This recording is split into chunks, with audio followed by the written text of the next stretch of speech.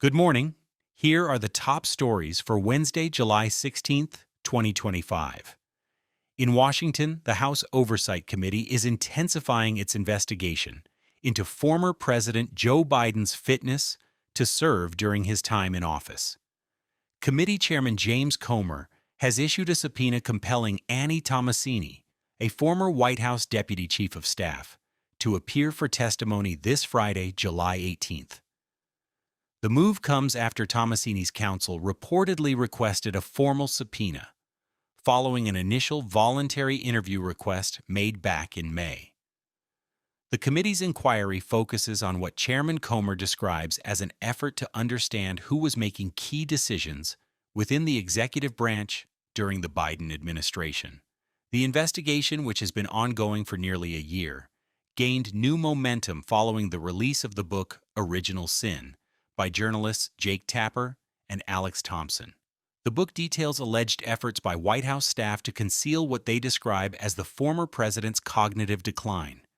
In his letter to Tomasini, Chairman Comer stated the committee is exploring whether Congress should revisit legislation related to presidential fitness under the 25th Amendment, or even propose changes to the amendment itself. He has previously suggested that unelected aides may have been serving as de facto presidents. Tomasini is one of several former high-level aides the committee has sought to interview.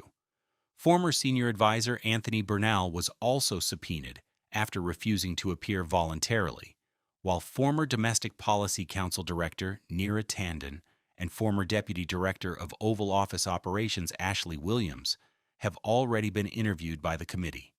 The probe aims to uncover the extent of knowledge among White House personnel regarding the former president's condition and the actions they took in response. While that investigation highlights deep partisan divisions on Capitol Hill, lawmakers found common ground on another matter.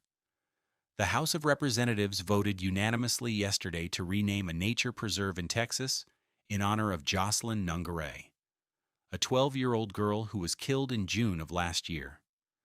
The bill, which passed with a vote of 372 to 0, designates the Anahuac National Wildlife Refuge as the Jocelyn Nungaray National Wildlife Refuge. Jocelyn's death drew national attention after her body was discovered in a bayou in North Houston. Two Venezuelan nationals, Franklin Jose Pena Ramos and Johan Jose Rangel Martinez, were subsequently charged with her murder. The case became a focal point in the national debate over border security and immigration policy under the previous administration. The legislation to rename the preserve was led in the Senate by Texas Republicans John Cornyn and Ted Cruz. While a local ceremony to honor Jocelyn was held in April, this bill's passage makes the name change permanent and official. Having now cleared both chambers of Congress, the bill will go to President Donald Trump's desk, where his signature is expected to enact it into law. From Washington, we turn to a major economic announcement out of Pennsylvania. Yesterday, President Donald Trump led a roundtable discussion at Carnegie Mellon University in Pittsburgh, where he announced approximately $92 billion in new private investments for the region. The Summit on Energy and Innovation brought together industry leaders with more than 20 companies committing to significant investments in sectors crucial to future growth, including artificial intelligence, energy, and advanced manufacturing. During his opening remarks, President Trump called the package the largest economic development deal in the history of the Commonwealth of Pennsylvania. He stated that the commitments guarantee that the future will be designed and built in Pittsburgh, Pennsylvania, and across America. The influx of capital is aimed at revitalizing the region's industrial base while positioning it as a leader in emerging technologies, particularly the rapidly expanding field of artificial intelligence, which requires massive energy and data infrastructure. The announcement represents a significant boost for the regional economy and aligns with the administration's broader goals of promoting domestic industry and technological sovereignty. Back on Capitol Hill, another committee was focused on a different kind of economic challenge: the rise of sophisticated criminal enterprises. The Senate Judiciary Committee held a full hearing yesterday titled Beyond the Smash and Grab: Criminal Networks and Organized Theft. The session aimed to examine the complex logistics and organization behind the wave of retail and cargo theft that has impacted businesses across the country.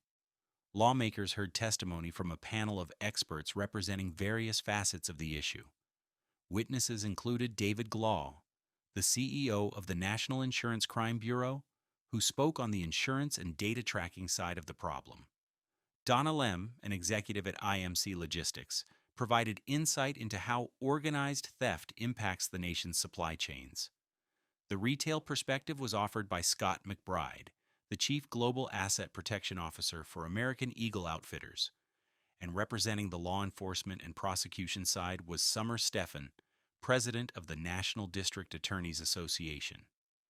The hearing moved the conversation beyond simple shoplifting, focusing on the transnational criminal networks that facilitate the theft, resale, and laundering of billions of dollars in stolen goods annually, a problem that ultimately affects consumers through higher prices and reduced access to goods. And finally, for millions of American retirees, there is a new early forecast for next year's Social Security benefits.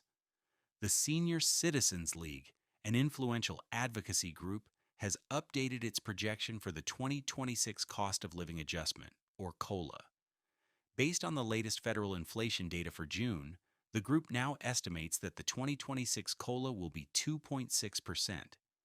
This marks a slight increase of 0.1% from their prediction last month. According to the League, its forecast model has now increased for 5 consecutive months, a trend it attributes to mounting inflationary pressures in the economy. This projected 2.6% increase would be slightly higher than the 2.5% COLA that beneficiaries received for the current year, 2025. While the official COLA is not determined until the fall, after 3 more months of inflation data are collected and analyzed by the Social Security Administration, these early estimates provide a crucial benchmark for seniors and other recipients who rely on the annual adjustment to keep pace with the rising cost of living. The steady upward trend in the forecast suggests that inflation remains a persistent factor in the economy,